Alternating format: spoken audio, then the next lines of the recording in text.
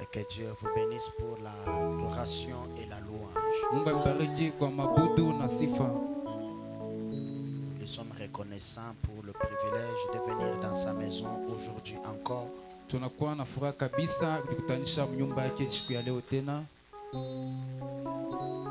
Et nous remercions le pasteur Boanerge que je ne vois pas ici de nous avoir fait confiance.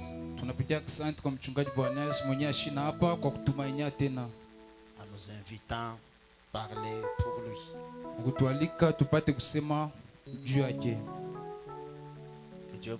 Que Dieu vous bénisse aussi pour être venu.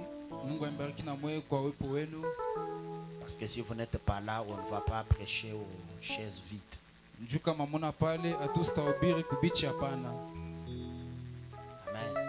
Amen. Ce sont les réunions du Saint-Esprit. Ce sont les meilleures réunions pour les chrétiens. Alors nous allons... Je ne suis pas venu seul aujourd'hui. Il y a mon huissier, l'un de mes huissiers qui m'a accompagné. Il est où? On est allé te mettre très bien comme ça. C'est un honorable. Même s'il n'est pas en veste. C'est pour qu'il apprenne à mettre aussi les vestes. Ok, nous allons nous lever. Et la parole de Dieu. Je crois que vous êtes venus pour recevoir le Saint-Esprit. Tu ne peux pas quitter chez toi, tu viens à l'église pour rentrer comme tu es venu là. Tu te laves, tu repasses les habits. Certains payent même les transports. D'autres, ils mettent les carburants dans le véhicule ou dans la moto. Vous abandonnez ce que vous pouviez faire pendant ce temps-là pour être seulement ici. Et venir seulement voir comment le prédicateur est habillé en cravate rouge. Tu n'es pas normal. Il faut venir à l'église pour recevoir Dieu. Et rassure-toi que si même Dieu là va bénir une seule personne, que ce soit toi. Il ne faut jamais laisser ça à quelqu'un d'autre. Est-ce que vous comprenez? Vous devez être des violents. Parce que c'est la promesse du temps de la fin. La Bible dit que ce sont les violents qui s'en empareront du royaume. Et le royaume, frère Branham dit que c'est le Saint-Esprit dans ton cœur. Si vous n'êtes pas violent, vous ne l'aurez pas. Alors soyez déterminés. Poussez à bout. Amen. Nous lisons dans Hébreux chapitre 12, versets 1 à 2. Hébreux chapitre 12. Hébreux chapitre 12. Hébreux chapitre 12, versets 1 à 2. Hébreux 12, 1 à 2. Prions le Seigneur. Seigneur Jésus, notre Dieu, si nous te prions, c'est parce que nous sommes limités et toi tu es illimité. C'est parce que nous nous donnons la mort, mais toi tu donnes la vie. C'est parce que nous ne connaissons rien, mais tu connais toutes choses, car tu es omniscient. C'est parce que prêcher, c'est transmettre la vie de Dieu.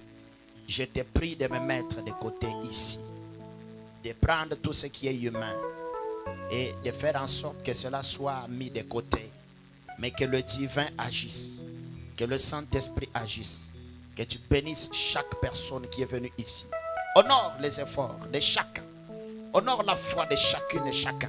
Tu es tout puissant. Nous nous recommandons à toi pour une réunion spéciale ce matin.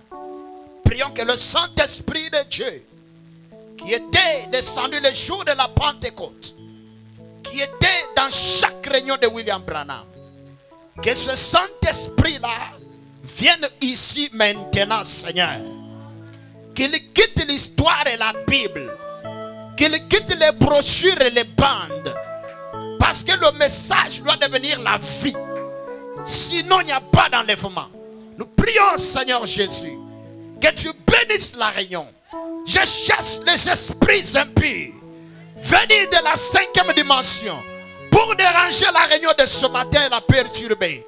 Je les chasse par l'autorité de la parole de Dieu. Au nom de Jésus, que ça quitte cet endroit. Que tous les esprits de l'enfer aillent dans le lieu aride. Au nom de Jésus-Christ. Dieu Tout-Puissant, que la sorcellerie soit matée, étouffée, et qu'elle soit ôtée de ce lieu, et tous les envoûtements. Père, nous prions que tu te glorifies et tu glorifies ton nom en ce lieu aujourd'hui. Au nom de Jésus-Christ. Amen. Amen. Nous lisons dans Hébreux chapitre 12, versets 1 à 2. Hébreux chapitre 12, 1 à 2. Nous donc aussi, puisque nous sommes environnés d'une si grande nuée de témoins, nous donc aussi, puisque nous sommes environnés d'une si grande nuée de témoins,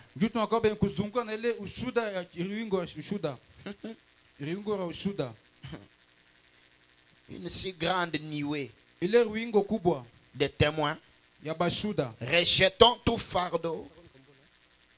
Rejetons tout fardeau et le péché qui nous enveloppe si facilement. Et courons avec persévérance dans la carrière qui nous est ouverte, ayant les regards sur Jésus, le chef et le consommateur de la foi, qui, en vue de la joie qui lui était réservée, a souffert la croix, méprisé l'ignominie, et s'est assis à la droite du trône de Dieu. Que Dieu bénisse sa parole. Veuillez vous asseoir.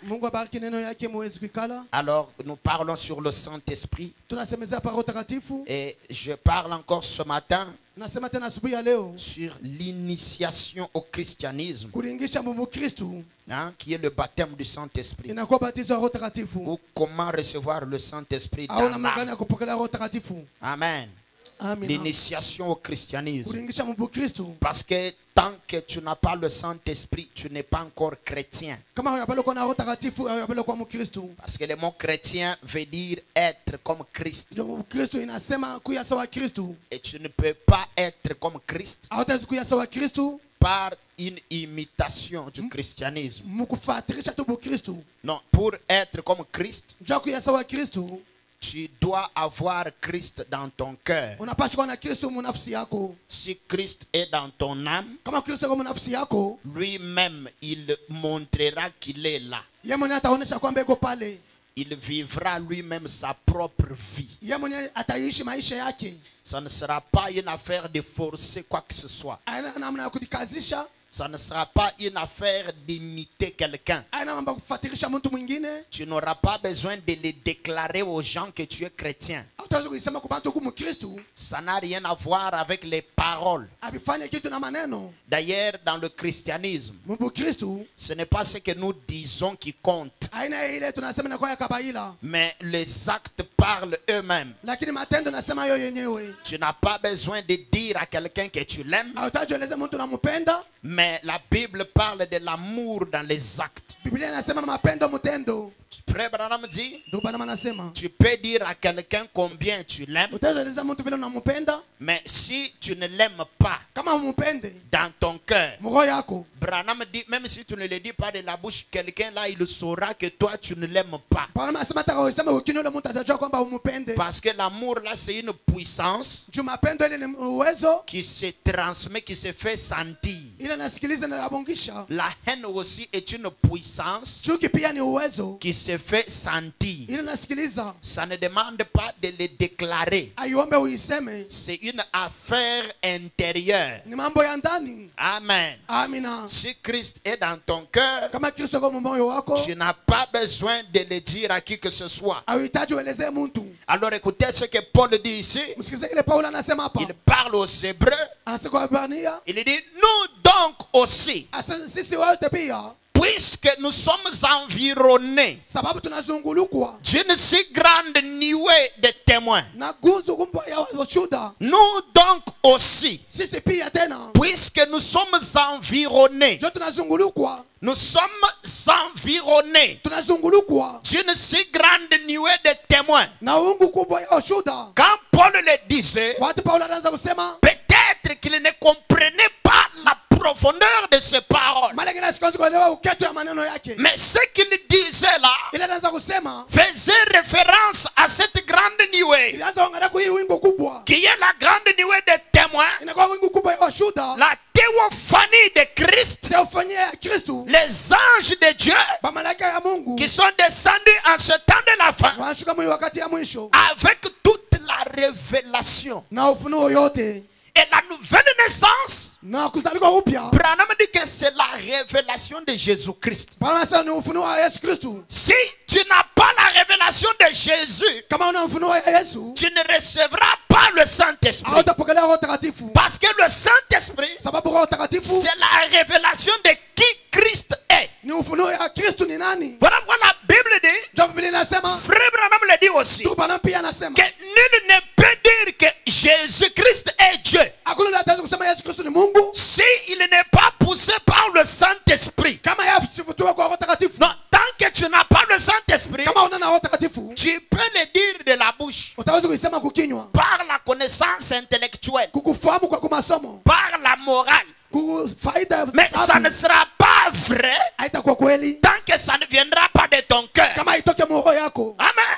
Amina. Non, le Saint-Esprit, Nasema Roho Mtakatifu ça doit être quelque chose qui vient de l'intérieur, hapashi kwa kitu kinatoka ndani, quelque chose que tu connais, kitu kile unafahamia, une œuvre accomplie en toi. kazi inatimikizika ndani yako.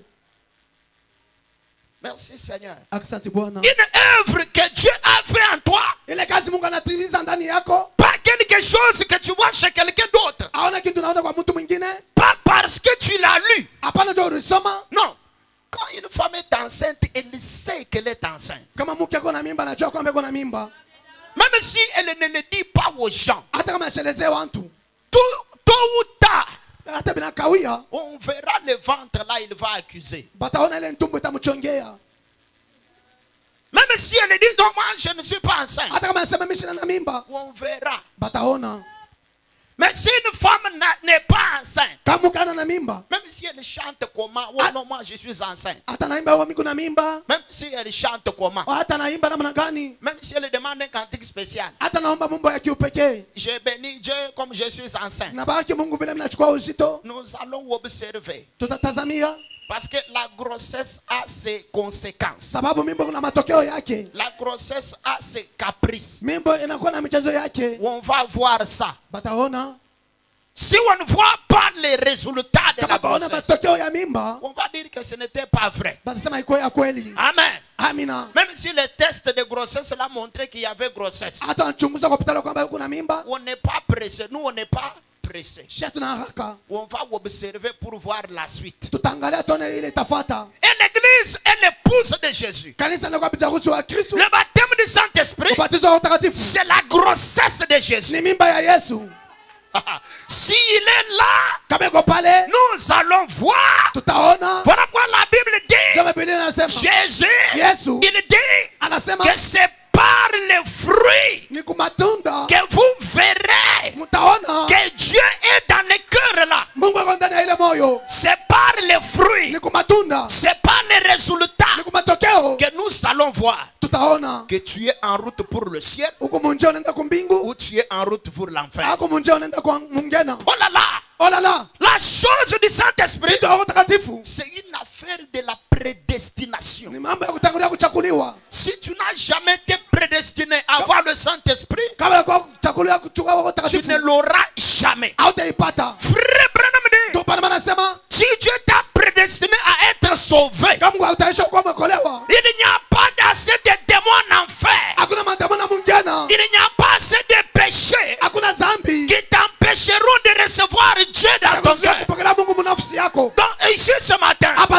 j'aimerais vous rassurer napenda mihakikishia que sûr et certain, na hakika tu vas avoir le Saint-Esprit. utapata Roho Mtakatifu.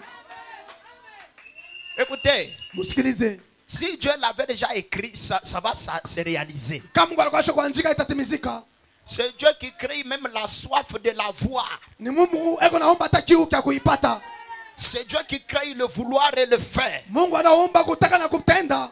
Et si tu n'as jamais été prédestiné à avoir le Saint-Esprit, Kama kutayarishiwa kupokea Roho Mtakatifu, même si tu fais comment, tu ne l'auras pas. hata unafanya namna gani hautaipata. Même si tu pleures comment, tu ne l'auras pas. Hata unalia namna gani hautaipata. Comme nous l'avons montré en semaine, Tulionyesha mwiki que le chemin vers le Saint-Esprit, njia ya kwenda kwa Roho Mtakatifu il passe par 6 étapes. inapitia kwa vipande 3. Maintenant, si tu n'es pas prédestiné à aller au ciel, Kama kutayarishwa kwenda kwa mbingu, tu vas voir la parole, utaona neno mais tu ne vas pas la faire. lakini hautaiona. Frère Branham dit Ndio maana wanasema que Caïn connaissait la volonté parfaite de Dieu. Kaini alijua mapenzi kamilifu ya Mungu. Il l'a même vu. Aliona. Il a vu que pour que Dieu agrée, Asijua Mungu aipendeze, il faut faire ça.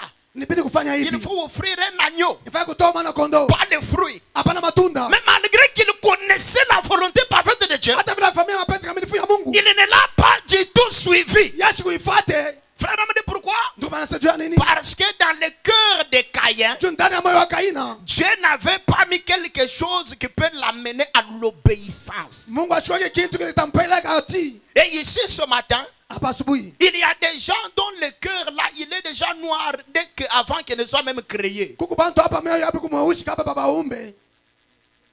Donc avant que tu ne viennes sur la terre, Kabla ulikuwa pa ulimwengu, Dieu t'a déjà prédestiné à ne pas être sauvé. Mungu alikuwa ashikutayarisha juu shokolewe. Donc même si on prêche comment, Hata banahubiri namna gani, toi tu vas continuer à venir à l'église. utaendelea na kwa kanisa. Parce que frère Branham dit Ndio tuko bana nasema que l'être humain a été créé pour adorer. binadamu balimuumba juu abudu. Comme Dieu t'a créé pour l'adorer, Sasa vile Mungu alikuumba juu umabudu, tu vas continuer à venir à l'église même si ta présence c'est pour aller en enfer. utaanza kuendelea na kwa kanisa hata uwepo wako ni kwenda mungena. La parole de Dieu est un couteau à double tranchant. Neno ya Mungu ni kwa kisu cha makali ngambo na Le ngambo. message du temps de la fin, Ujumbe wakati ya mwisho il est venu pour rendre visible toutes les semences qui étaient cachées. inakuya ioneshe yakonekana mampeko yote fuchama, Les semences de Dieu mbeko ya Mungu et les semences du diable. na mbeko ya shetani. C'est par le message Ni kupitia ujumbe qu'on connaîtra quelle est ta vraie couleur. tutafahamia rangi yako ya kwani ni nini. Le message de Branham, Ujumbe ya Branham il te rendra soit très chrétien, itakufanya soit kama Mkristo wa très kweli païen. au mpagano wa kweli. Soit tu deviendras un réel chrétien, Hata wa Mkristo wa kweli soit tu deviendras un réel païen, une réelle païenne. au kwa mpagano wa kweli mwanaume au mwanamke. Et quand je parle d'être réel païen, Kasa mpagano wa kweli, je ne parle pas de quelqu'un qui boit l'alcool. siseme ule mtu anakunywa pombe, Je ne parle pas de fumeurs. siseme ule anafuta. Non. Les réels païens, Mpagano wa kweli ce sont les gens ni bantu qui sont très religieux, beko bakidini kabisa, très assidus aux choses de Dieu, bali toa sana kwa bintu ya Mungu, mais lakini qui ont déjà traversé la ligne de démarcation. basha kufuka bo mipaka. Tu as tellement écouté l'enseignement sur le Saint-Esprit Unasikiliza sana mafundisho pa Roho Takatifu à tel point que mnaona kwamba même quand tu en entends parler, ça ne te fait plus rien. hata mnasikiliza wanasema Roho Takatifu haikuelezea kintu. Branham dit tu as déjà reçu le sceau du diable. Bana sasa kupata muri wa shetani. Ça s'appelle la marque de la bête. Basa chapa ya nyama Ça ne t'amènera nulle part si ce n'est qu'en enfer. haitakupeleka pahali pote isipokuwa mungena. Voilà pourquoi Ndio kwa maana le Saint-Esprit Roho Takatifu est une affaire de prédestination. inakuwa mambo ya watu walitayarishiwa. Si Dieu t'avait prédestiné à la voir, Kama kwa utayarisha uipate, tu vas la voir. utaipata.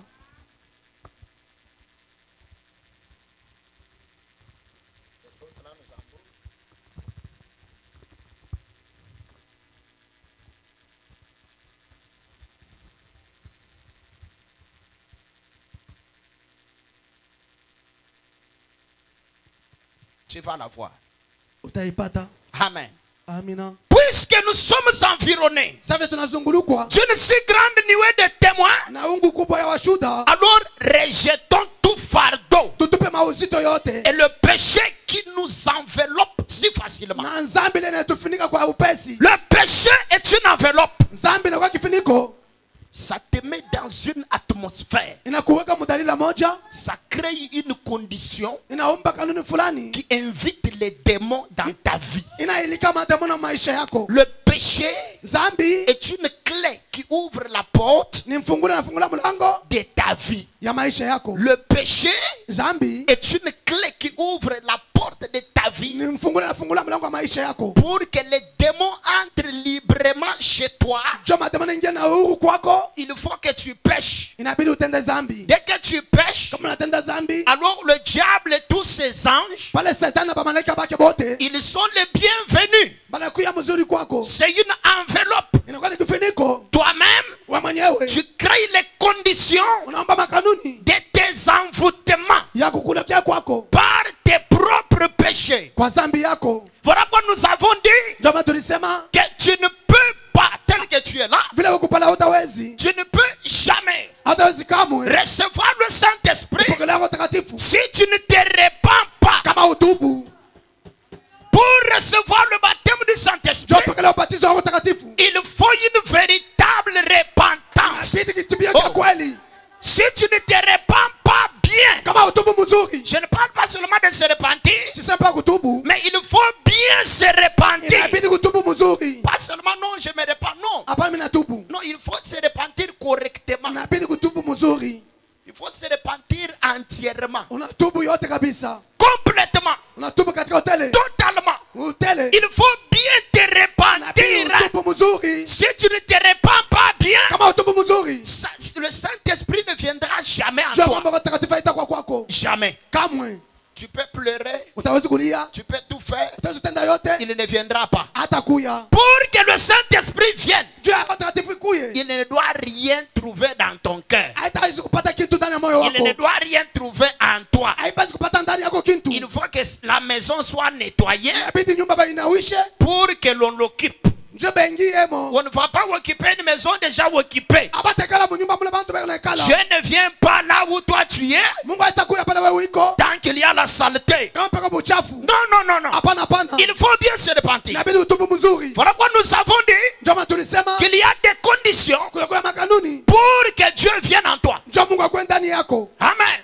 Amen. Pour que le Saint-Esprit vienne, Ndio utakatifu kuye. il y a des conditions. Kuna kwa makanuni. Et nous en avions cité 6. Hein. Na tulitaya sita. Aujourd'hui, j'ajoute une autre condition. Leo naongeza kanuni nyingine. Amen.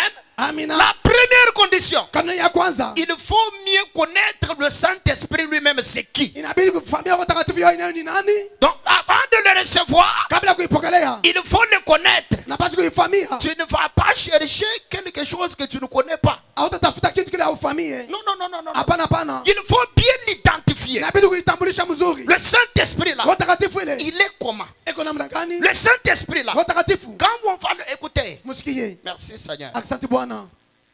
On dit quoi Saint-Esprit? Hein? Basi Roho Mtakatifu, Savez-vous que tous les esprits qui sont ou à Dieu, qui sont chez Dieu, sont saints? unajua kwamba mapepo yote kwa Mungu utakatifu? La Bible dit que Dieu est le Père de tous les esprits. Biblia inasema baba anakuwa baba wa malimu mapepo yote. La Bible dit que Dieu est le Père de tous les esprits. Biblia inasema Mungu anakuwa baba wa mapepo yote. Qui est avec moi? Na niko na mie. Dieu est le Père de tous les esprits. Mapepo yote. Tous les esprits qui sont chez Dieu, Mapepo yote kwa Mungu. savez-vous qu'ils sont saints? Unajua kwamba Mungu utakatifu? Est-ce que vous savez ça? Mnajua vile? Je vous pose la question. Ni miswali. Tous les esprits Mapepo yote qui sont chez Dieu, ile kwa Mungu. ils sont saints. Iko takatifu. Alors, un esprit de Dieu Sasa roho ya Mungu qui est chez Dieu iko kwa Mungu. peut descendre sur quelqu'un Itaweza kushikia kwa mtu. et il sent qu'un esprit est descendu. Anashika kwamba kwa unashuka.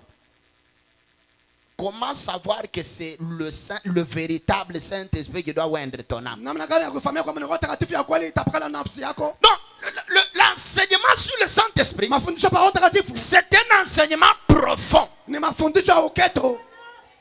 Parce que tous les esprits qui sont chez Dieu sont saints. Maroho yote kwa Mungu iko takatifu. Il y a les esprits de la musique. kuku maroho ya mimbo, Il y a les esprits des dons qu'on appelle les dons de prophétie. kuku maroho ya unabii tunasema unabia, Il y a les esprits qui sont les esprits des miracles. kuku maroho inakuwa maroho ya miujiza, Il y a les esprits qui sont les vertus. inakuwa inakuwa ya nguvu. Quand ça descend, ça te donne la force de dire la vérité. Kama inashuka inakupatia nguvu ya kusema ukweli. Ça ne veut pas dire que tu as déjà le Saint-Esprit. Asema kwamba kuna roho takatifu. Non, tous les esprits qui viennent de Dieu sont saints. Maroho yote yanatoka kwa Mungu takatifu. Alors un esprit saint, Roho takatifu, un esprit, roho moja takatifu, un esprit, pepo moja. il faut être à l'aise. Hein. Faut kwa utare. Non, il faut pas être comme agité. Non, sois posé. Amen. Hein, il faut faire comme vendredi. Donc, tu prêches en Swahili. Si tu n'as pas la maîtrise des esprits, tu ne peux pas prêcher. Hein? Il faut être posé. Tout le monde là, c'est un esprit. Bantu bote hapa ni roho moja. Alors, un prédicateur, Mubiri. c'est un esprit supérieur. Ni roho ya yulu. Ok? Ndio. Pour amener les gens à saisir l'inspiration. Jo bapeleka watu wapokea Il ne faut uvuto. pas être agité. Pana kwa kusitajita. Amen. Amina. Est-ce qu'on peut applaudir pour le Seigneur? Tusikia za Bwana. Je disais ceci. Ndaza kusema hivi. Il y a beaucoup d'esprits Kuna kwa maroho mingi qui sont saints. iko takatifu. Amen. Amen. Alors tu peux recevoir une visitation d'un esprit. Utaweza kupokea matembezi moja ya roho moja. Tu es en train de prier Unaomba, et tu sens unasikiliza. qu'une présence est venue. Uwepo moja inaingia. Ça te fait tomber Inakuangusha et ainsi de suite. na vingine Bon, comment savoir que c'est le Saint-Esprit? utajua namna gani kwamba ni roho takatifu? Comment? Namna gani? Comment tu sauras? Utajua je? Voilà pourquoi quand nous enseignons sur le Saint-Esprit, qu'est-ce que le Saint-Esprit? Cho kama wakati tunafundisha roho takatifu ni nini? C'est le sceau de Dieu. Ni muri ya Mungu. Le Saint-Esprit, Roho takatifu c'est tout ce qu'on dit là, qu'on définit là. ni ile yote ile wanasema. La finalité de qu'est-ce que le Saint-Esprit? Mwisho ya kwamba roho takatifu ni nini? C'est toi, mais face B. Ni wewe kipande chako cha pili. Le Saint-Esprit qui doit oindre ton âme, Roho takatifu itapakalia nafsi yako. c'est ta théophanie. Ni teofania yako. Voilà pour le premier point. Ndio maana ndugu ta kwanza. Il faut connaître le Saint-Esprit là. Inabidi kutufahamia roho takatifu. Il est comment? Eko namna gani? Amen. Amen. Ce Saint-Esprit là, Ile roho takatifu il ressemble à qui? inafanana nani? Ça c'est le premier point. Le deuxième point, il faut connaître où ce Saint-Esprit là est aujourd'hui. Et aujourd'hui, Na leo ce Saint-Esprit-là, ile roho takatifu il est dans le message de William Marion Branham. iko mjumbe wa William Marion Branham.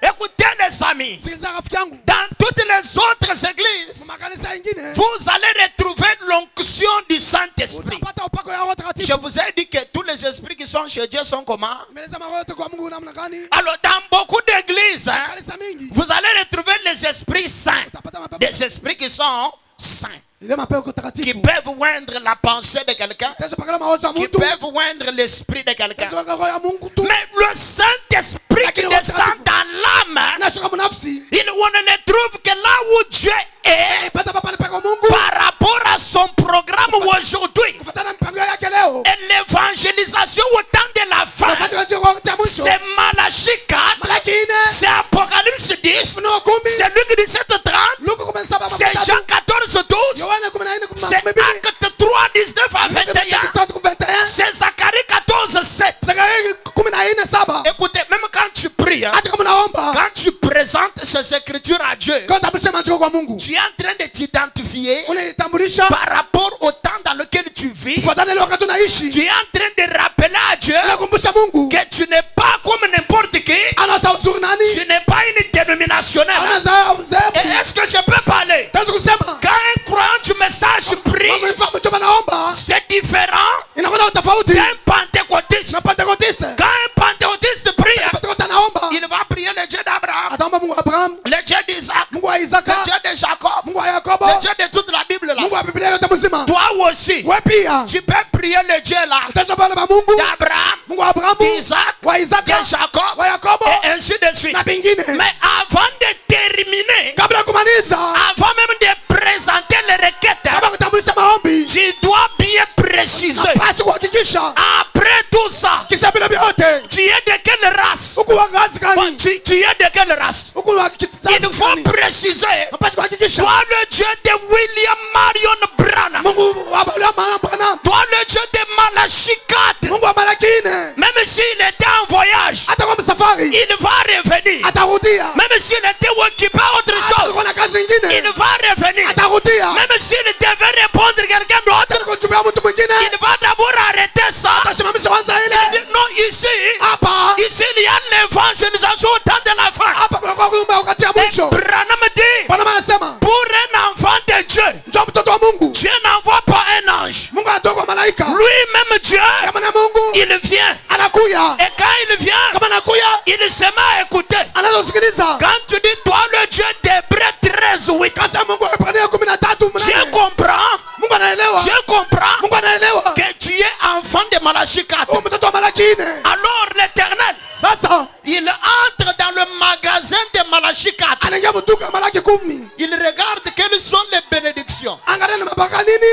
qu'il avait prédestinées Tayarisha. pour les gens qui croiront là. Njoo watu watamini. Voilà pourquoi il a dit à Branham, Bila sema na Branham. si tu amènes les gens Kama peleka watu à te croire, wa kuaminie. si tu amènes les gens Kama peleka watu à te croire, wa kuaminie. rien ne sera pas impossible. Chochote kitawezekana. Est-ce que je peux parler? Taweza kusema Cette promesse-là ile ahadi. ne concerne pas les pentecôtistes. Aliangalia watu kupata.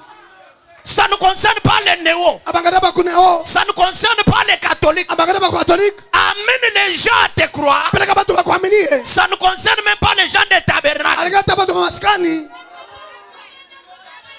Savez-vous quelle est la différence entre les gens des tabernacles et les croyants du message? Ndio tofauti watu wa maskani na waaminifu wa ujumbe. Est-ce que vous savez ça? Mnajua vile? Dans les tabernacles, il y a tout. Maskani Mungu biote. Mais dans le message, Mu ujumbe c'est la parole. ni neno. Alors si toi tu crois la parole, Kama unaamini neno. la parole d'aujourd'hui, Neno ya leo. Dieu est obligé Mungu analazimishwa. et Dieu tient sa parole. Mungu anashika neno lake. Dis à ton voisin, Eleza jirani wako. il y a la différence Kuna kwa tofauti. entre les gens des tabernacles Pakati ya bantu wa maskani et les croyants du message. na baaminifu ba ujumbe.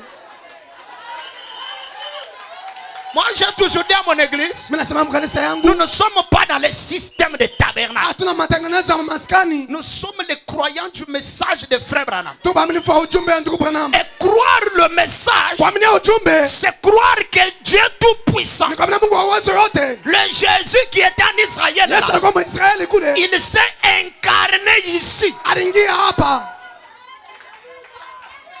C'est ça, croire le message. Ile kuamini ujumbe. Croire le message, c'est quoi? Kuamini ujumbe ni nini? Croire que le Dieu Tout-Puissant, Kuamini yule Mungu wa uwezo yote. il sait, il a fait de Branham le trône de Dieu. Alifanya Branham kicha enzi ya Mungu. Je viens de dire quoi? Nikueleza nini? Je viens de dire quoi? Nataka kusema nini? Croire le message, c'est croire quoi? Kuamini ujumbe ni kuamini nini? Que tu vois Frère Branham, Unaona ndugu Branham? tu as vu Dieu dans un homme Unaona Mungu ndani ya mtu. en train de marcher. Eko natembea. Même quand il allait à la chasse là, Hata anasema vile. même quand il allait à la chasse, Hata anda kulumbata. c'était Elohim à la chasse. Iko ni Elohim kukulumbata. Même quand il avait les pantalons jeans, Hata alivala pantalon ya jeans. c'était Elohim en jeans. Iko Elohim mjini. Dis t'amène et soyez délivré. Sema amina na ufunguliwe. Branham n'est pas ton ami, hein? Branham na rafiki yako.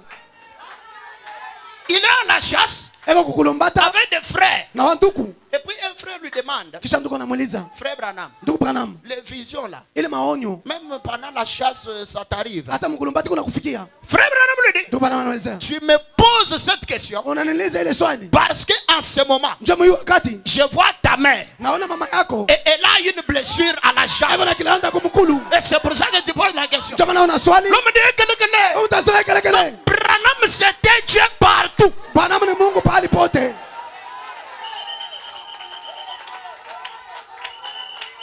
Pas à adorer. Hein. Hapana wa kuabudu. Nous adorons le Seigneur Jésus-Christ révélé aujourd'hui. Tunaabudu Bwana Yesu Kristo anakufunua leo. Branham est le corps qui a transporté Jésus. Branham anakuwa mwili unatembesha Yesu. Dites amen et soyez délivrés. Sema amina ufunguliwe. dehors de frère Branham aujourd'hui, nje ya ndugu Branham leo il n'y a pas d'expiation. hakuna kuomboleza kwa dhambi. La véritable expiation, Kuomboleza kwa dhambi kwa kweli c'est de croire ni kuaminia que même les cheveux là, hata ile même nywele les ongles là, hata mankucha c'était les ongles d'Elohim. inakuwa mankucha ya Elohim. Elohim parlant l'anglais. Elohim anasema Kiingereza. Et comme Dieu ne peut pas étudier, Sasa vile Mungu hawezi kusoma, voilà pourquoi Branham n'a pas étudié. ndio maana Branham asikusome. Elohim parlant l'anglais Elohim akasema Kiingereza, et l'interprétant. anatafsiri. Écoutez, Msikie. le véritable Saint-Esprit Roho Takatifu ya kweli vient de la vraie parole de Dieu bien prêchée. inatoka kwa neno ya kweli ya Mungu banahubiri mzuri. Il faut qu'on vous présente la parole comme elle est. Inabidi mitambulishe neno vile iko. C'est dans la parole qu'il y a le vrai Ni Saint-Esprit. ndani ya neno Mungu Roho Takatifu ya kweli. En dehors de la parole, vous allez avoir les esprits saints. Nje ya neno mtakuwa na mapepo mtakatifu. Selon le degré de votre sincérité. Kufuatana kiwango cha haki yako. Mais la vraie parole Neno ya kweli produit le vrai Saint-Esprit. inazala Roho Takatifu ya kweli. Oh, gloire à Dieu. Oh, tukufu kwa Mungu. C'est ce que je crois, mes amis. Mimi nafahamu. Voilà pourquoi, Ndio kwa maana aujourd'hui, leo le Saint-Esprit, Roho Takatifu il est dans la piscine de Bethesda actuelle. iko mkishima cha Bethesda sasa. Et la piscine de Bethesda d'aujourd'hui Kishima cha Bethesda leo s'appelle William Marion Branham. kinaitwa William Marion Branham. Si tu crois ça, Kama unaamini hivi, que Dieu te visite aujourd'hui. Mungu akutembelee leo. Oh, merci Seigneur. Asante Bwana. La troisième chose, Kitu cha tatu, il faut se repentir entièrement, inabidi kutubu kabisa, correctement mzuri et totalement. na mkamilifu. On a dit ceci. Banasema hivi, Il y a la repentance, kunakuwa kutubu, la confession kukiri et la réparation. na kutengeneza. Est-ce que c'est ce que j'ai dit? Ni vile mimi nasema, C'est ce que j'ai dit? ni vile mimi nasema, Est-ce que c'est ce que j'ai ni dit? kile mimi nasema. Amen. Amina. La quatrième chose, Kitu cha nne, il faut en avoir une grande soif de vie ou de mort. inabidi kuwa na kiu kubwa cha uzima au cha lufu. Pour recevoir le baptême du Saint-Esprit, Japo kala ubatizo wa utakatifu, il faut en avoir inabidi kuya nayo une grande soif kiu kubwa de vie cha uzima ou de mort. au cha lufu. Tant que tu ne sens pas que tu vas mourir. Kama shika kwamba utakufa. Beaucoup ici connaissent l'anniversaire de leur naissance. Bamingi hapa wanasalikia kusaliko kwabo. Beaucoup ici connaissent Bamingi hapa banafamia l'anniversaire de leur naissance. siku hapa bazalikwa. Qui connaît son anniversaire de naissance? Na Levez njoo la siku main. yake kuzalikwa la msho mkono. Qui connaît son anniversaire Na njoo siku yake de kuzalikwa. naissance? Kwa kuzalikwa Levez d'abord la main, je la vais msho voir. mkono nione. Kaka, nous disons bon, hein? Mungu na boka. Levez la main. Si tu connais Lâche la le date de ta naissance, lève la main. Kana njoo tarehe ya kuzalikwa kwako la msho mkono. Il y a des gens qui ne connaissent pas leur date de naissance. Kama ndio familia tarehe hapo kuzalikwa. Si tu ne connais pas ta date de naissance, lève la main. Kama njoo tarehe ya kuzalikwa la msho mkono. Ok, Ndio. merci. Asante. Beaucoup connaissent l'anniversaire de leur naissance. Bamingi mafamia tarehe ya kuzalikwa kwabo. Mais qui peut me dire l'anniversaire de sa mort? Nani ataweza kueleza siku ya kufa kwake? Qui peut me dire la date où il va mourir? Na ataeleza tarehe ile atakufa. Hein? Bon, qui connaît que demain il peut mourir? Nani anajua kwamba kesho atawezi kufa? Personne. Hein? Hakuna mtu. Même moi, je ne connais pas. Hata mimi sifamie. Personne ne connaît. Hakuna yule Il n'y anafamia. a que l'omniscient Jésus qui connaît. Na mpaka yule anafamia yote anafamia. Alors, parce que vous ne connaissez pas Njoo vile tufamie. la date de notre mort, Siku ya kufa kwetu. marchons tous les jours Tutembee siku yote. comme si on mourra à tout moment. Sasa tutakufa wakati yote. Bon, si tu meurs maintenant, Kama unakufa pa sasa. avec le seul péché que tu n'as pas encore confessé là, Mais les amis, moi, j'avais pas ton dit. âme part où? Nafsi yako tenda wapi? Voilà pourquoi la quatrième condition, Njoo mala kanuni ya ine. il faut tellement avoir la grande soif Inabidi kuwa na kiu kubwa. du Saint-Esprit Cha utakatifu. pour qu'il vienne. Njoo akuye. Tu ne le désires pas, il ne vient pas. Au itaka itakuya. Ça doit être un désir profond, Inapaswa kuwa nia ya uketo. un désir ardent, Nia ya nguvu. une question de vie ou de mort. Swali ya kifo au cha uzima. Tu dois être poussé à bout. Inapaswa ufike kumwisho. Et quand tu es poussé à bout, Kama unafika mwisho, tu prends tout le reste, tu mets de côté. unachukua yote na baki unaweka pembeni. Tu te préoccupes de la chose essentielle. Unaanza angalia hapa kitu cha kabaila. Le Saint-Esprit, Roho Takatifu c'est la chose essentielle. ni kitu cha kabaila. Il n'y a rien qui dépasse le Saint-Esprit. Hakuna kile kinashinda Roho Il Mtakatifu. n'y a rien Hakuna qui dépasse le Saint-Esprit. kinapita Roho Mtakatifu. Le Saint-Esprit peut te donner des milliards de dollars. Roho Mtakatifu atakupa maelfu ya dola. Le Saint-Esprit va t'amener là où tu n'as jamais été. Roho Mtakatifu atakupeleka pale Le unafikaka. Saint-Esprit, c'est Jéhovah dans ton cœur. Roho Mtakatifu ni Yehova mu moyo wako. La cinquième condition. Kanuni ya tano, Il faut se décider de le chercher jusqu'à le recevoir. unabidi kuchukua mpango kuitafuta pale utaipata. Donc, Ni kusema hapa njo pale mambo inaharibikaka. Quelqu'un peut avoir soif, mtu ataweza kuwa na kiu, mais il ne se décide pas. lakini asichukue mpango, Il ne crée pas les conditions achumbe makanuni. où il doit chercher le Saint-Esprit. Chapa napaswa kutafuta Roho Mtakatifu. Tu dois prendre des dispositions. Unapaswa kuchukua matayarisho. Oh, oh. Oh. Tu dois t'isoler. Unapaswa kulia kwa pepe penenyi. Tu dois te priver Unapaswa kulimba de certains privilèges. mapati ingine. Tu dois comprendre que sans le Saint-Esprit, tu es un païen. Unapaswa kuelewa kwamba bila Roho Mtakatifu kama mpagano.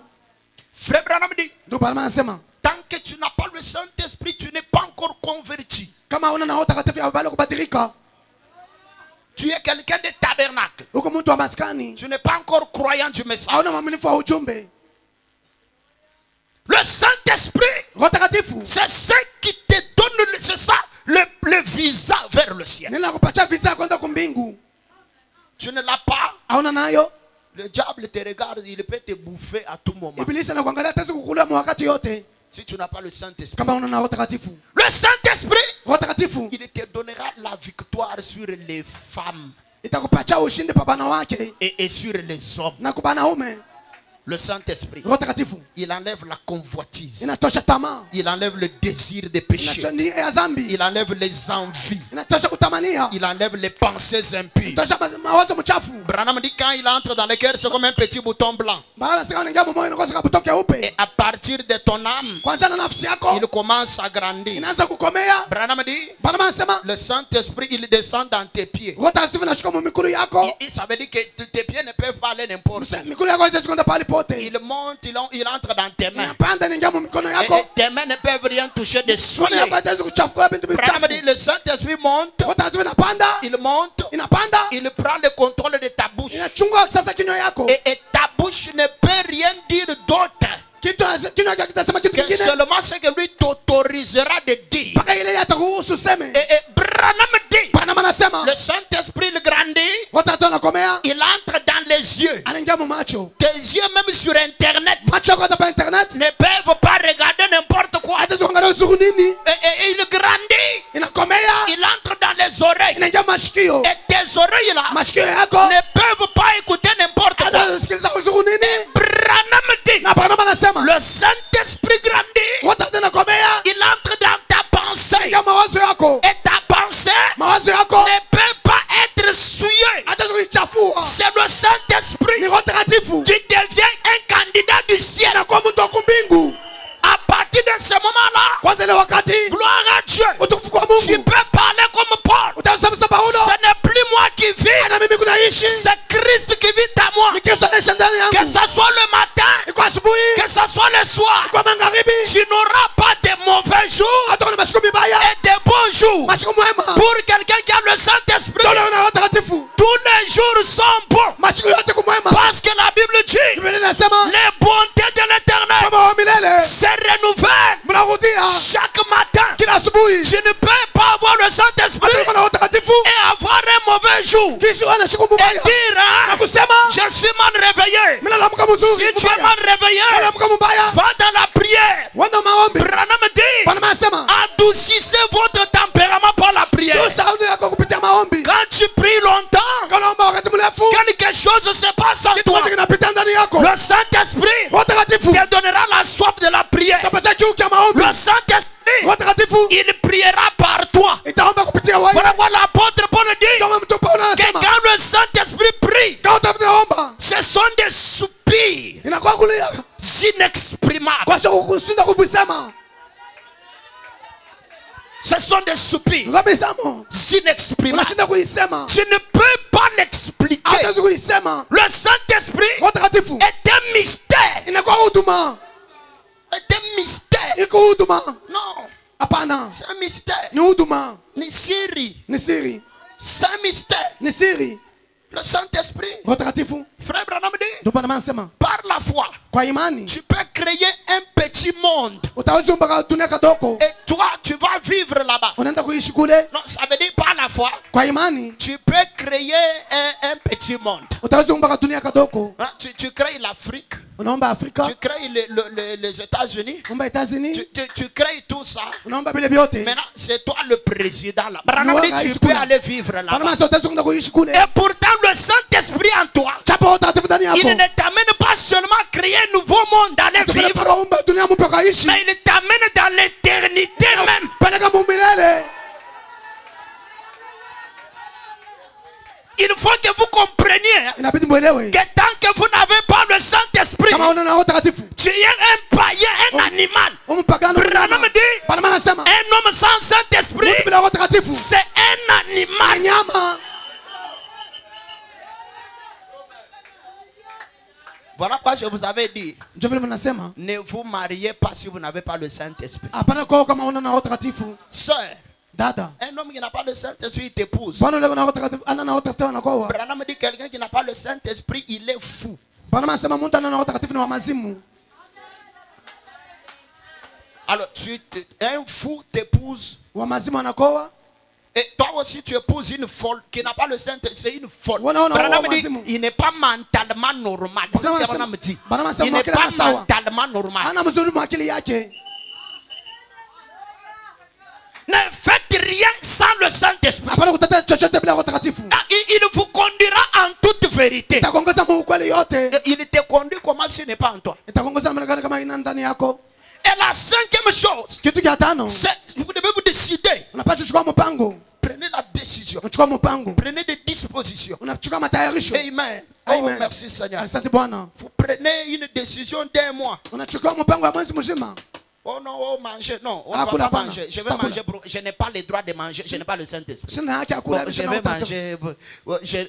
Manger. Non, Sitakula. je ne mange pas. Sitakula. Je n'ai pas le Saint-Esprit. Sina na Roho Mtakatifu. Je suis fou. Un fou, il peut s'occuper de manger. Wa Un mazimu fou. atazo Tu tafuta n'as chakula. pas le Saint-Esprit, tu es fou, tu es folle. Hauna Roho Mtakatifu kwa mazimu mwanamke au mwanaume. Savez-vous que sans Saint-Esprit, vous n'avez pas le droit de vivre? Unajua kwamba bila Roho Mtakatifu hauna haki ya kuishi? Est-ce que vous savez ça? Mnajua vile? Savez-vous que sans Saint-Esprit, vous n'avez pas le droit de quitter la porte là pour entrer chez vous? Unajua bila Roho Mtakatifu utatoka ile mlango urudie kwako? Vous devez rester ici jusqu'à la voix. Unapaswa kubaki hapa mpaka pale utaipata. Sinon, vous ne comprenez pas pourquoi vous êtes venu ici. Kwa bila wewe jana unakuja hapa. Le Saint-Esprit, Roho Mtakatifu. Branham dit, c'est le programme de Dieu Bwana anasema ni mipangilio ya Mungu dans ton cœur. ndani ya moyo wako. Oh, j'aime ça. Oh, napenda hii. Et le sixième point, nous avons dit Nuta sita tulisema que pendant que tu pries pour le recevoir, wakati unaomba cha kuipokelea il faut aligner ton cœur, inabidi kupanga moyo wako, ta pensée mawazo yako et ta foi na imani yako sur le Saint-Esprit. kwa Roho Mtakatifu. Il faut aligner quoi? Na pia kupanga nini? Ton cœur, Moyo wako, ta pensée mawazo yako et la foi na imani sur le Saint-Esprit. kwa Roho Mtakatifu. Et quand tu alignes les trois, Kama là, unapanga vile vitatu, tu ne bouges pas de là. hautikisike pale. C'était le sixième point. Nukta ya sita. Alors le septième point Nukta ya saba. que j'ajoute ce matin, Naongeza asubuhi ya leo. ce sont les accompagnateurs. Ni ya kuipeleka, ya kubishindikiza. Vous ne dites pas ce que je dis. Ce sont les accompagnateurs. Ni pale ba kupeleka ba kusindikiza. Les accompagnateurs spirituels Wanasema ba kusindikiza ba kiroho. ou les accompagnatrices spirituelles. Aba kusindikiza banamke ba kiroho. Ils viennent chez vous à la maison Banakuwa kwako kunyumba et ils vous accompagnent jusqu'à ce que vous ayez le Saint-Esprit. na banakupeleka papa lo utapata Roho Mtakatifu. Ce n'est pas une affaire d'une prière de 5 minutes, de 30 minutes, de 2 heures. Non. Haina dakika 13 saa 2, hapana. Lorsque tu as pris des dispositions Wakati unabeba matayarisho, pour chercher le Saint-Esprit, njoo tafuta Roho Mtakatifu. le pasteur, Pastori il va pointer les gens qui ont déjà le Saint-Esprit, atashota bantu beko na watakatifu et ils vont venir dans vos maisons batakuwa manyumba yenu pour vous accompagner njia à kumipeleka avoir le Saint-Esprit. kupata watakatifu. Écoutez, Msikilize, ta maison doit être un endroit où Dieu se sent bien de venir. nyumba yako inapaswa kuwa pahali pale Mungu anasikia mzuri kuya. Il ne faut pas, non, j'aime seulement prier à l'église parce qu'il y a une bonne atmosphère. Napenda kwamba kanisa chako kutalia ya mzuri. Ici à la maison, je ne me sens pas à l'aise de prier. Ah, kunyumba mimi sisikia mutarehe acha kuomba. Frère Branham dit, Ndio pana nasema nous sommes les créateurs d'atmosphère. tunakuwa baumbaji ba madalila.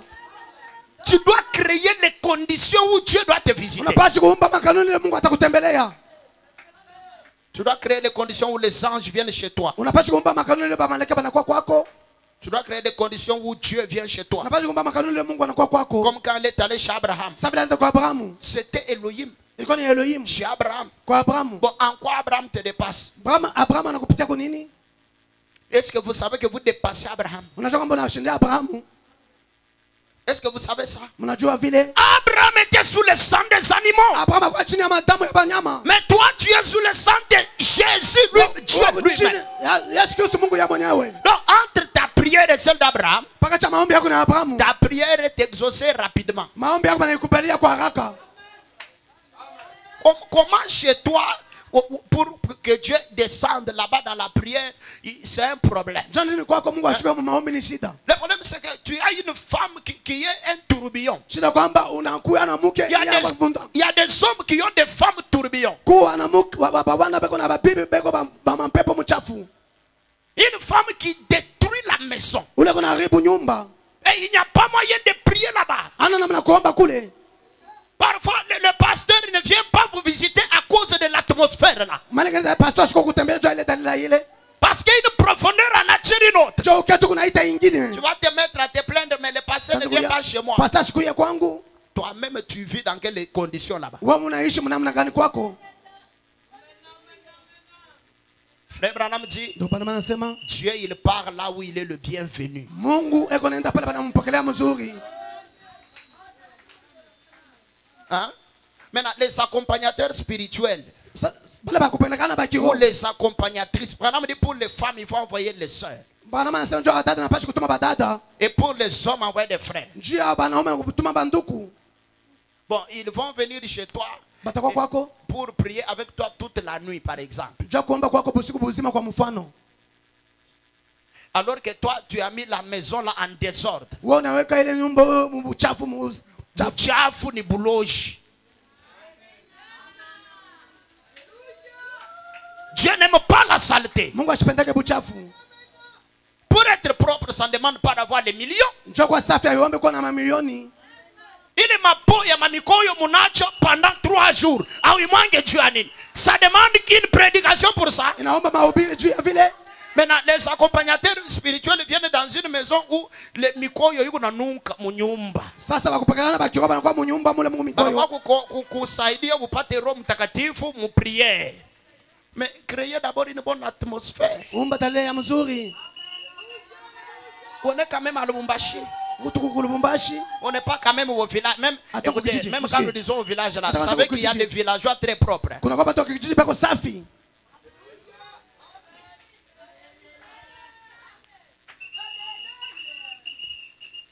Créez des bonnes conditions chez vous. Muombe makanuni mzuri kwenu. Le Saint-Esprit insiste. Roho Takatifu na kutudia. Créer les bonnes conditions. Branham dit, les parents doivent créer les conditions qui permettent à leurs enfants d'inviter leurs amis chez eux.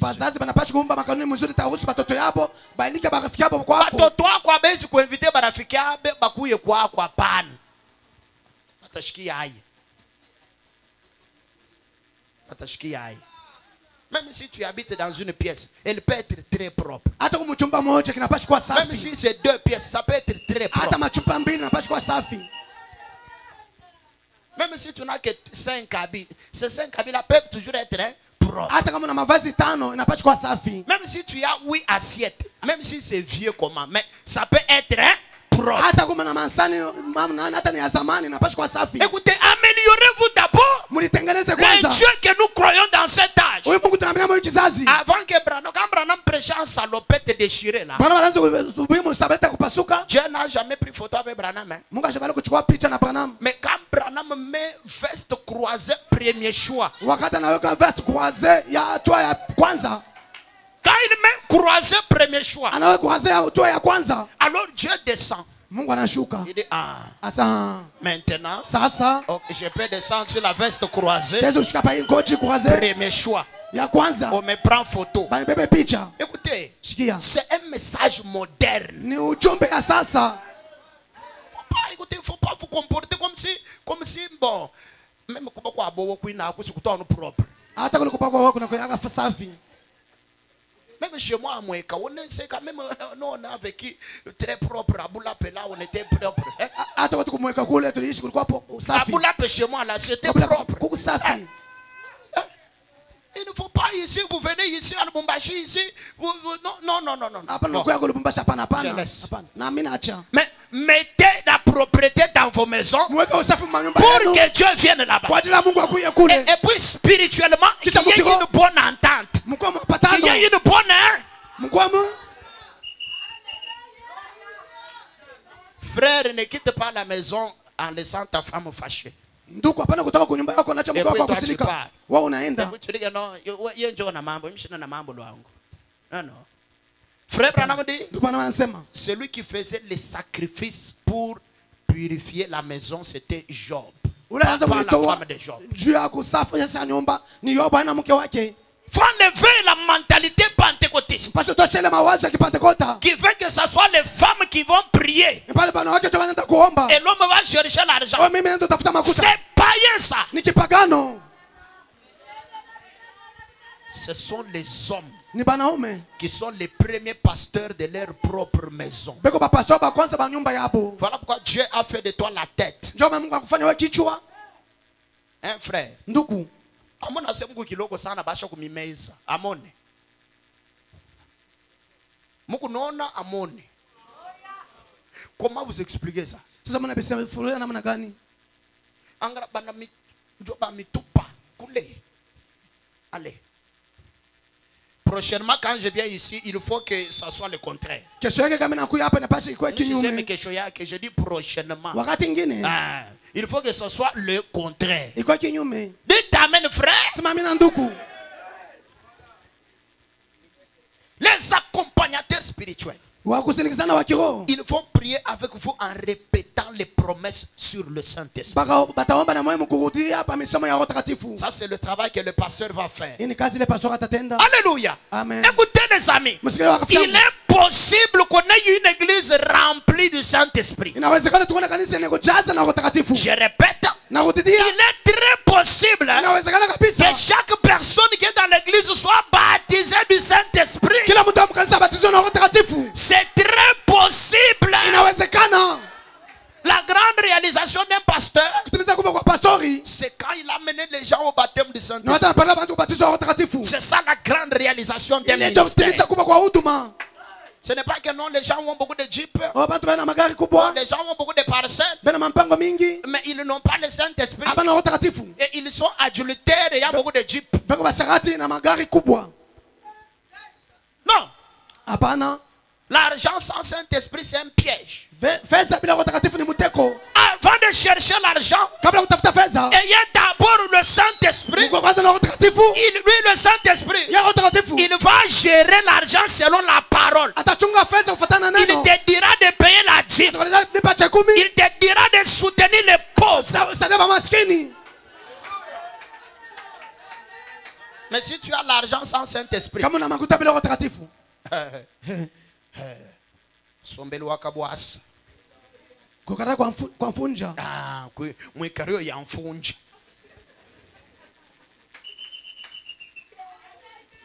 Et c'est comme ça que nous avons les gens à qui nous avons pensé qu'ils ont le Saint-Esprit, Ni vile tunapata tuliwaza kwamba una Roho Takatifu.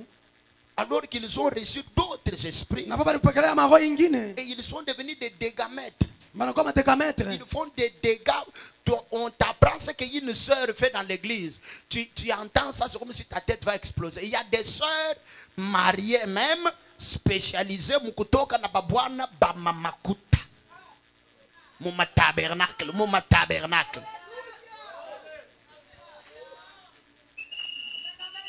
sera ekuna kufatia bwanako. Beko nenda kufa mambo mtu manyumba nyumba na mu hotel. Frère anakuonesha sema nenda kukodwezi ashende ye moya pani.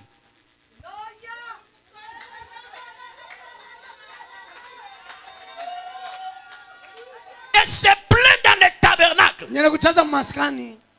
C'est parce que nous avons fabriqué certaines choses. Non, je tongea bintu bingine. Voilà pourquoi vous devez vous repentir. Njoo mnapashi kutubu. Le pasteur a multiplié les fiches Pastor anatembea de makaratasi repentance. ya kutubu. Dans mon église, c'est obligatoire la fiche de repentance. C'est obligatoire. Kanisa yangu nalazimishwa Tout le karatasi. monde doit faire ça. Tu dois Yote. tout remplir. Unapashi kuchaza Tu yote. dois, si tu mens, Dieu te frappe. Kama unalanda Mungu anakupika. Tu mens, Dieu te frappe. Unalanda Mungu anakupika. Tu avais fait ça. Non, je Ufanye- n'avais jamais Hapana, fait ça. sikufanya. Ou bien oh, j'avais un peu. Oh, Dieu ndifanye te kidogo. frappe. Mungu anakupika. Ndio. C'est possible Inawezekana que toute l'église soit baptisée du Saint-Esprit. kanisa yote mzima batiziwa na Roho Mtakatifu. Il faut seulement se repentir. Inabidi pa kutubu. Se repentir comme il faut. Kutubu mzuri. Merci Seigneur. Asante Bwana. Dans la prédication de la divinité de Jésus-Christ, Mahubiri Mungu ba Yesu Kristo. paragraphe 84. Mstari wa 14. Et puis je saute. Kisha na Luka. Je vais lire 106 Nasoma 106 et 107. na 107. Frère Branham dit, Ndio Bwana anasema, frère, ndugu, quand la divinité de Dieu Mungu ba Mungu par le Saint-Esprit kupitia Roho Mtakatifu entre dans le cœur humain, kunaingia moyo wa binadamu, elle fait sortir tout ce que Christ n'a pas créé. itatosha yote ile Kristo ashikumbe. Quand la divinité de Dieu Kama Mungu ba Mungu par le Saint-Esprit kupitia Roho Mtakatifu entre dans le cœur humain, inaingia moyo wa binadamu, elle fait sortir itatosha tout ce que Christ n'a pas créé. bila vyote Kristo ashikumbe. Vous savez que c'est la vérité. Unajua kwamba ni ukweli. Si le Saint-Esprit est dans ton cœur, Kama utatu moyo wako, ça va enlever les mensonges en toi. itatosha bongo ndani yako, Ça va enlever l'orgueil en toi. itatosha kiburi ndani yako, Ça va enlever la pensée impure. itatosha mabazo mchafu, Ça va enlever les mensonges. itatosha bongo, Ça va enlever, écoutez, l'impureté itatosha uchafi et l'immoralité. na kosha kwa adabu, Ça va enlever ces choses-là. itatosha bila vitu vyote, Ça va enlever les critiques. itatosha mashimango, Les critiques. mashimango. Oh non, moi c'est seulement moi qui la salue. Ni mimi kuna wokovu, C'est seulement moi qui la salue. mimi na Elle wokovu, ne me salue pas. baba nichafue. Non, non. Hapana, Toi, tu dois continuer à les saluer. unapaswa kusalimia. Si le Saint-Esprit est dans ton cœur, Kama utatu moyo wako, tu supporteras les faibles. utafamilia madhaifu. Branham dit, Bwana anasema, quelqu'un qui a le Saint-Esprit, na Roho Mtakatifu il peut vivre avec un païen pendant longtemps sans jamais se tirailler. hata na mpakano wakati mrefu bila kukutana. Quand on vient dans ta parcelle là, Kama kwa mpango yako, vous les locataires là, mwaba kupangia, vous ne vous entendez pas avec les voisins. mpatana wa jirani, C'est parce que vous n'avez pas le Saint-Esprit. Ndio Roho Mtakatifu. Cherchez le Saint-Esprit. mtafuta Roho Mtakatifu. Frère Branham dit, si tu as le Saint-Esprit, Ndio maana anasema una Roho Mtakatifu, tu vas vivre pendant longtemps avec les païens sans te tirailler. utaishi wakati mrefu na papakano bila kukutana. Parce que toi, tu as les ressorts. Njoo kuna ressort. Quand eux, ils font des choses, Kama tenda bintu, toi, tu as le ressort. unaona kuna ressort. Quand les païens font des histoires, Papakano batenda bintu, toi, tu as le guide. wewe una mwongozaji, Tu as la boussole. una busole. La boussole de Dieu Busole ya Mungu qui te conduit vers la parole, inakuongoza kuneno, qui te conduit vers les eaux paisibles. inakuongoza kwa ya Quand il y a des problèmes dans la parcelle, kwa mambo les mpango, païens devraient venir te soumettre dans les problèmes. papakano bapa kwa kueleza ile mambo. Mais ce n'est pas le cas. Haina vile. Aujourd'hui, Leo ce sont des frères de tabernacle ni banduku ba maskani qui se bagarrent bana kombana avec sa femme na mke wake. et les païens viennent les séparer. Papakano bako batakaza Honte à vous. aya kwenu.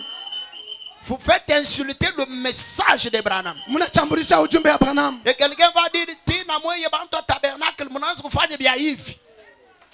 Depuis que tu as pris l'argent d'autrui là, tu ne payes pas. Tangu nibeba makuta ya benia ulipe. Tu ne sais pas qu'à cause de toi, on insulte le message de Branham. Asa ni kwa ajili yako bana chambula ujumbe ya Tu Branham. ne sais pas ça. Aujue vile. Il y a des femmes qui vont s'endetter pour mettre leur mari devant les fêtes accomplies. Kuba bibi baenda kuingia mandeni jo baweke baba nabo kukipimo. Bwana shiwe.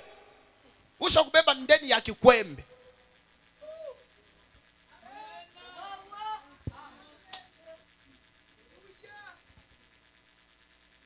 Le Saint-Esprit, Roho Mtakatifu il va te dire, itakuelezea. Ne t'endette pas. Hapana kuingia mandeni. Parce que tu seras toujours la tête Ndio utakuwa kichwa. et non jamais la queue. Hapana mkila. Tu prêteras, Utakongosha. tu n'emprunteras pas. Wao utakongola. C'est ça la parole. Ile ndio neno. Il n'y en a pas une autre. Hakuna ingine. Si c'est ce que vous croyez, dites amen. Kani ile unaamini sema amina. Si je dis vrai, dites amen. Sema amina. La vie des dettes, hein, Maisha mandeni. c'est une très mauvaise vie. Ni maisha mubaya. Branham dit, Bwana anasema. Branham dit Bwana anasema. que vos dettes sont inscrites au ciel. Mandeni yenu banayanjaka kumbingu. Il y a même les gens qui ont les dettes du pasteur. Kupengine bana mandeni ya pastori. Mais toi, tu es déjà maudit. Wosho kunaliniwa. Vous avez lu dans la Bible là que les Lévites vont donner. Mnasoma Biblia sema Walawi. Les Lévites, ils vont donner. Walawi watapachiana. Qui t'a dit que le pasteur, il doit t'aider? Qui t'a dit ça? Nangoleza sasa pastor atakusaidia. Bon, moi, en tout cas, il ne m'a pas dit de dire ça. Mimi ashikoniambia niseme vile. Non, moi, il ne m'a pas dit de dire ça. Ashiniambia niseme vile. Vous m'avez dit de dire ça. Sasa niseme vile. J'ai un problème. Mimi na shida. Je pars voir le pasteur qui le m'aide un peu. Nenda kuona pastor anisaidie. Tu ne connais pas la parole. Aufamie neno. L'argent du pasteur, hein, Makuta ya pastori. makuta chijila. Makuta ya kijila. Parce que le pasteur, il est le féticheur de Dieu. Qui comprend ça? Pastor anakuwa mtu wa maarifa wa Ni Mungu. mfumu wa Mungu. Mfumu wa nani? Tu ne peux pas prendre l'argent du pasteur comme tu es malade ou quoi. Tu es malade, hein? Oh, pasteur, oui, tout, makuta ya pasteur. Même si le pasteur fait des affaires, n'y pensez même pas. L'argent du pasteur, on ne touche pas. On ne touche jamais à l'argent des Lévites. Les Lévites, on ne touche pas à leur argent. Les Lévites, on ne touche pas à leur argent. On ne demande jamais l'argent au pasteur. Si vous le faisiez, ne le faites plus jamais. Ne le faites plus jamais. Si vous avez les dettes de votre pasteur, payez rapidement. Il y a des malédictions qui vont vous suivre. Wala baombaka mandeni, baombaka musaka Ils ont déjà compris. Bashakuelewa.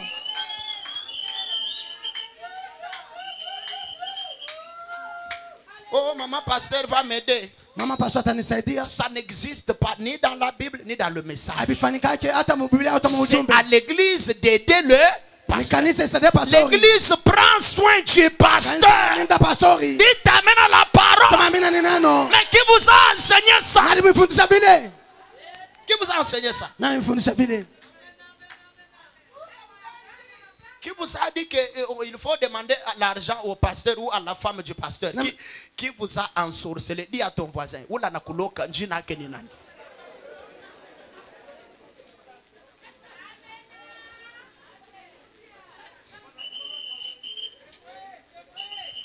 Savez-vous que quand vous rencontrez votre pasteur, vous ne devez jamais le laisser passer sans lui donner l'argent? Vous savez ça? Unajua kama unakutana na pastor au utaweza kumwachilia bila kumpa pesa, unajua vile? Est-ce que tu peux rencontrer Dieu sans lui donner quelque chose? Utaweza kukutana na Mungu bila kumpachishia kitu moja? Quand Abraham a rencontré Dieu, il a fait quoi? Wata hapa makutana na Mungu alifanya nini? Bon, vous, pourquoi? Bon, demande à ton voisin. Ujukulo wangani. Una nakuloka nini alieleza jirani wako? Il y a des bénédictions qui doivent venir sans qu'on ne prie pour toi. Kuma baraka na bashi kuya bila kukombea.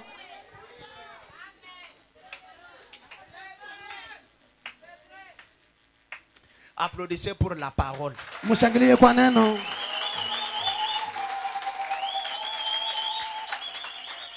Aujourd'hui, je parle seulement comme je parle là. Leo mimi nasema vile mimi nasema.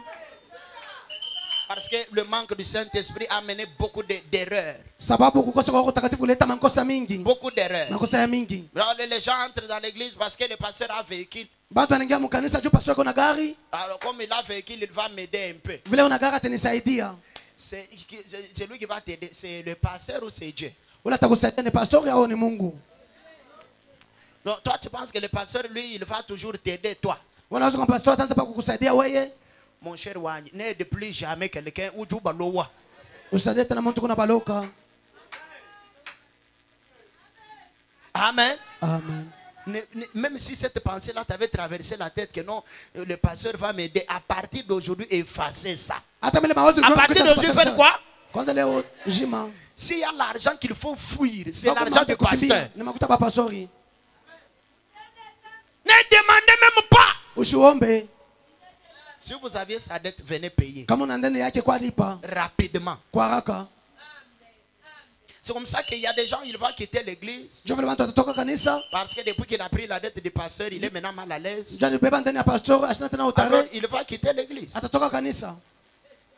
parce qu'il a la dette Ndio kuna ndani du pasteur ya pastori, ou elle a la dette de la femme du pasteur. kuna ndani ya bibi wa pastori. Alors comme elle a honte, Vile kuna haya, kama mimi na mkanisa shibatanilomba makuta ya kulipa ya ndeni, le diable t'a eu.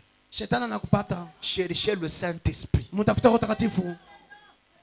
Le Saint-Esprit, Roho Takatifu c'est la présence de votre théophanie. ni uwepo wa teofania yako.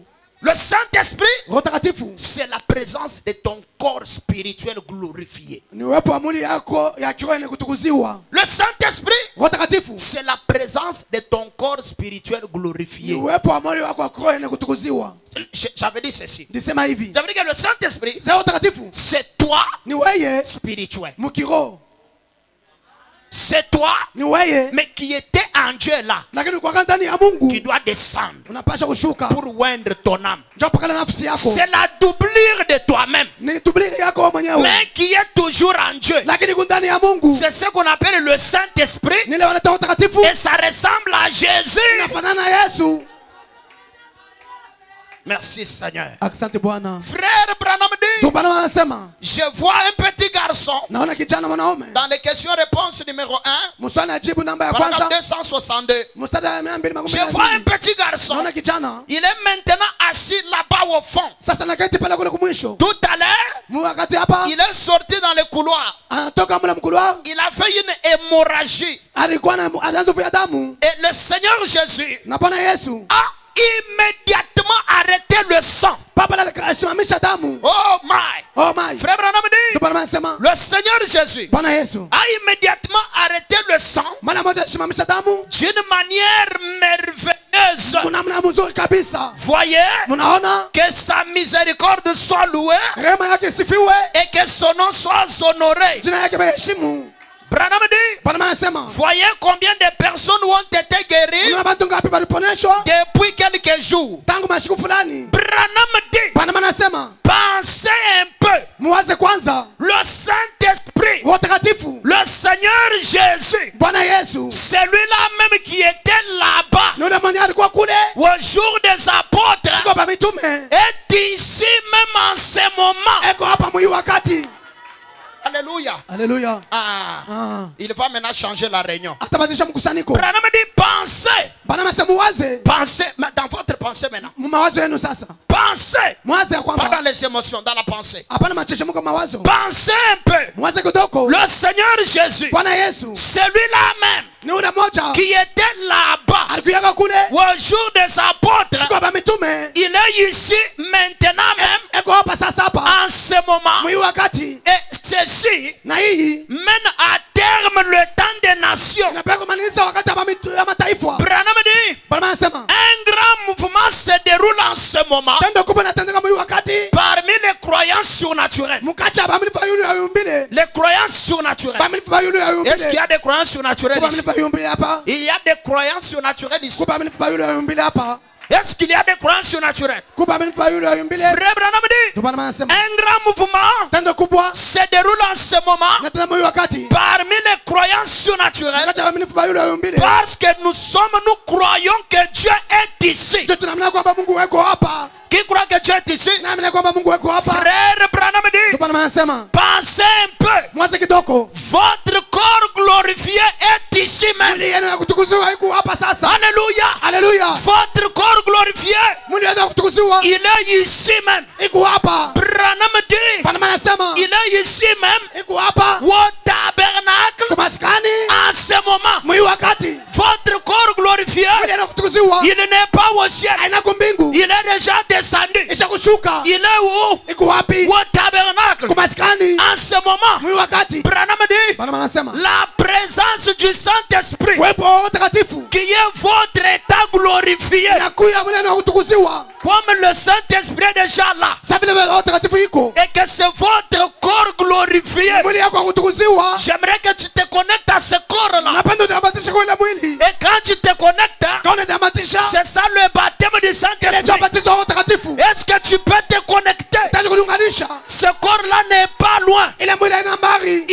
où tu es. ikupale wiko Gloire à Jésus. utukufu kwa Yesu. Oh, merci Seigneur. Asante Bwana. Oh, gloire à Dieu. Utukufu kwa Mungu. Frère Branham dit, Ndio Bwana anasema vous êtes glorifiés en Christ. mnatukuziwa ndani ya Kristo. Maintenant même, Hapa sasa ce qu'il a glorifié, ila tukuziwa ce qu'il a justifié, sababu ya haki il les a glorifiés. aliwatukuza Et votre propre corps na mwili yenu glorifié ya kutukuziwa est là, ikupale près de vous. karibu na mwaye. Merci Seigneur. Asante Bwana. Votre corps glorifié Mwili yenu ya kutukuziwa est là, ikupale près de vous. karibu na mwaye. Maintenant même, Hapa sasa en Jésus-Christ, ndani ya Yesu Kristo. Branham dit, Bwana anasema afin de vous donner une force. cha kumpatia nguvu. Alléluia. Haleluya. Si tu étais faible, Kama mdhaifu reçois la force. pokelea nguvu. Si tu avais un problème, Kama na tatizo reçois la force. chukua nguvu. Connecte-toi maintenant.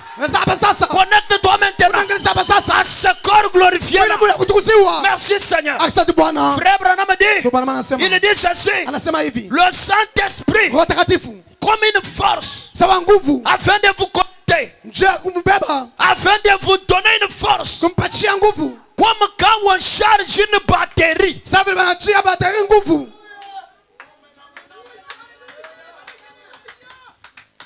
Je ne sais pas si quelqu'un est lobaté spirituellement. Sijui kama mtu ashina na moto mkiro. Il y a une charge, une nouvelle charge. Kuna kwa moto mpya. Frère Branham dit, Ndio Bwana anasema le Saint-Esprit est en vous. Roho Takatifu ndani yenu. Et il est là pour charger votre corps. Na iko pale cha kuleta moto mwili yako. Afin de vous donner une nouvelle force. Ndio pacha nguvu mpya. De vous guérir de votre maladie. Kupana magonjwa yako. De vous rétablir. Ya kukurudisha. Oh, merci Seigneur. Asante Bwana. Merci Seigneur. Asante Bwana. Le Saint-Esprit est ici. Roho Takatifu kwa hapa. Il est dans ce tabernacle. Iko mwenye maskani. Comme une batterie. Sawa bateri. Il est ici. Iko hapa. Pour te charger. Njoo kukupatia moto. Ce n'est pas moi qui dis ça. Ana mimi nasema C'est frère Branham. ni ndugu Branham. Branham dit, Bwana anasema c'est pour les croyances surnaturelles. ni juu hapa mimi bayulu ya yumbile. Si tu es surnaturel, Kwa yulu ya yumbile. alléluia. Haleluya. Merci Seigneur. Asante Bwana. Si tu es spirituel, Kama kwa kiroho alors tu vas sentir une recharge. utashikilia nguvu. On va te connecter Batakuunganisha au Saint-Esprit. kwa Roho Takatifu. Branham dit, Bwana anasema comme quand on charge une batterie, sawa chama je cha ne moto. quitte pas ici Sitatoka hapa. jusqu'à ce que tu sois connecté. Papa nutaunganisha. Alléluia. Amen. Tu es venu faire quoi? Unakuwa kutenda nini? Si tu es venu pour le Saint-Esprit, Kana kwa jina la Roho Takatifu. reçois la connexion. Pokelea kuunganisha.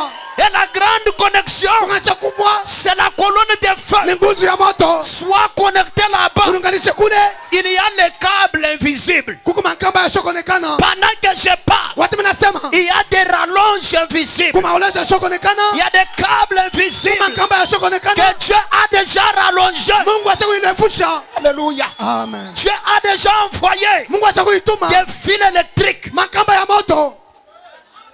C'est déjà dans la salle. Iko hapa. Les croyants spirituels Baminifu bakiro. sont maintenant concernés. Ba ile bagani hapo. Le travail d'un prédicateur, Kazi ya mhubiri c'est de faire descendre Dieu. ni kushusha Mungu. Merci Seigneur. Asante Bwana. Maintenant ton travail, Sasa kazi yako c'est de croire Dieu kuamini Mungu et de te connecter. na kuniunganisha. Est-ce que tu peux te connecter? Utaweza kulichomeka. Est-ce que tu peux te connecter dans ta pensée? Utaweza kuunganisha mawazo yako. Juste à côté de toi, Pembeni yako il y a le corps spirituel. kuko mwili ya kiroho. Gloire à Dieu. Utukufu kwa Mungu. Il est là à côté de toi Eko pale pembeni yako. pour te recharger, Njoo kupatia moto. pour te donner une nouvelle force. Njoo kupatia nguvu ya mpya. Il est à côté de toi. Eko pembeni yako. Nous allons fermer les yeux. Tutafunga macho.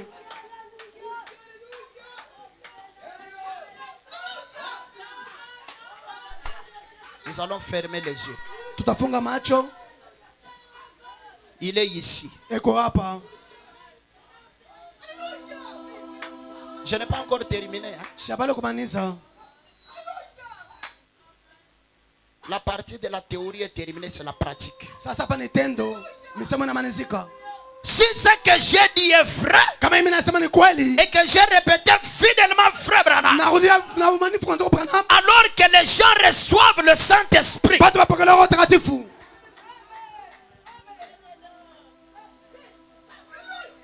Concentrez-vous là où vous êtes. Mlitoe pale mwiko. Imaginez-vous Jésus habillé en blanc maintenant. Muwaze Yesu ashakuvala byeupe sasa.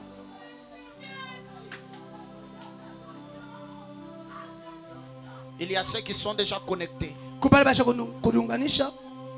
Et il y a ceux qui sont distraits. Kubali basha kulengama. Alors que votre corps spirituel à côté de vous, Mwili yako ya kiroho iko pembeni yako. votre théophanie Teofania yako qui était en Dieu iko ndani ya Mungu. est déjà descendue. Isha kushuka. Il ressemble à Jésus. Inafanana na Yesu.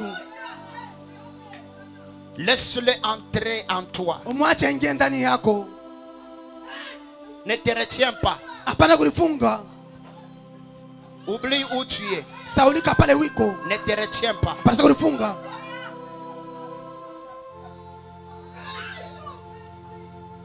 Oublie celui qui est à côté de toi. Sababu ule pembeni yako. Oublie tes jolis habits. Sababu mavazi yako mzuri. Concentre-toi sur Jésus. Ulitoe kwa Yesu. Place ta pensée Weka mawazo yako sur le Seigneur Jésus. pa Yesu Kristo. Il est habillé en blanc. Yeye anavala byeupe. Il est en train d'avancer. Ye eko na songa. Il est en train d'avancer. Eko na chofwa. Il est au-dessus de toi. Eko yulu yako. À 3 mètres au-dessus de toi. 3 meter yulu yako. Il a les bras allongés. Acha kufungula mikono. Merci Seigneur. Asante Bwana. Il a les bras allongés. Acha fungula mikono. Maintenant il va te recharger. Sasa atakuchia Ne moto. sois pas distrait. Hapana kulengama. Ne sois pas distrait. Hapana kulengama. Ne pense pas à autre chose. Hapana kuwaza kubitu bingine. Le même de Galilée, Ule mtu mmoja wa kugelelea il est ici. eko hapa.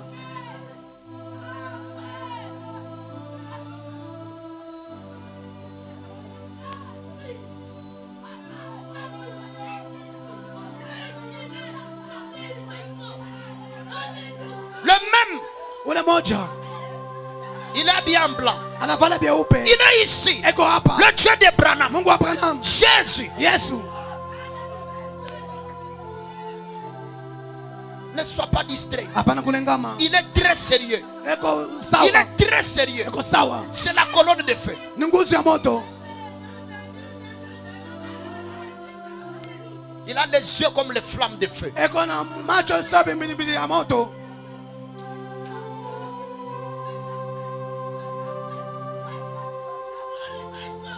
Seigneur, touche maintenant. Seigneur, touche. Bwana gusa sasa. Seigneur, touche. Gusa. Souffle. Weka pumuzi. Seigneur, souffle. Weka pumuzi. Seigneur, recharge. Bwana weka moto. Recharge. Weka moto. Seigneur, recharge. Bwana weka moto. Recharge. Weka moto. Alléluia, merci. Alléluia. Recharge tes Wakamoto. enfants. Recharge-les. Weka moto. La nuée de gloire est partout dans la salle. Mungu wa utukufu uko pale pote hapa.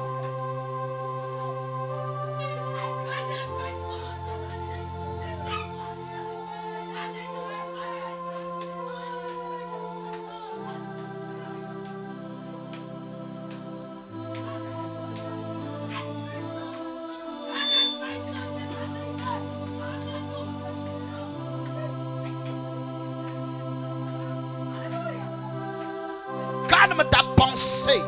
Simamisha mawazo yako. Place-la sur Jésus. Uiangarishe kwa Yesu. Sa bonté et son amour sont là. Wema yake na mapendo yake kupale. Que ça envahisse ton cœur. Itawale moyo wako. Alléluia. Que ça envahisse ton âme. Itawale nafsi yako. Cette bonté, Ile wema. ces compassions Ile mapendo yake. sont là. Ikupale. Il est juste devant toi. Eko mbele yako. Il est juste devant toi. Eko mbele yako.